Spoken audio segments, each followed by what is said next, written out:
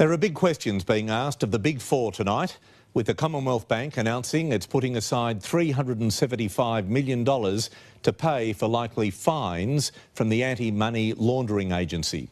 And that's not all. Westpac and ANZ have now been forced to refund millions of dollars to credit card customers. As admissions go, this was about as big as it gets. There are areas in which we have not met the standards we should have. The Commonwealth all but admits the federal court will hit it hard with penalties for breaching anti-money laundering laws that allow drug syndicates, organised crime and those financing terrorism a free pass through the bank.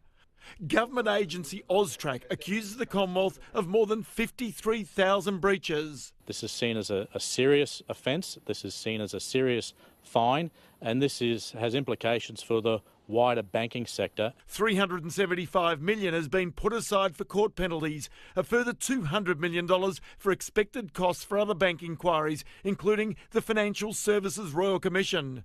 Despite that, the bank made a cash profit of $4.7 billion in the past 6 months. It was down 1.9%, but was only down because of those provisions. When you are the chief executive of an institution like the Commonwealth Bank, and I've been very privileged to be in that role for 6.5 years, you stand accountable and you take accountability for it. The Commonwealth boss will leave the bank in April, replaced by the head of retail, Matt Common, who'll face the fire of the Royal Commission, due to start next week. Our commitment is to be as open and transparent as cooperative as we can possibly be. The Commonwealth Bank, no doubt, is under most pressure, but it's not the only bank feeling the heat. Today, corporate cop ASIC took action against the ANZ and Westpac, forcing them to pay back $21 million to credit card customers. This is great news for consumers and great work by ASIC.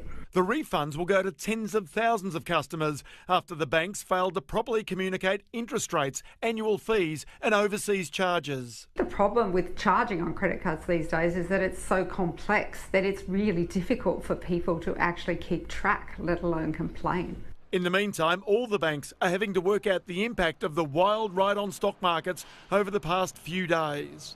Ross Greenwood, 9 News.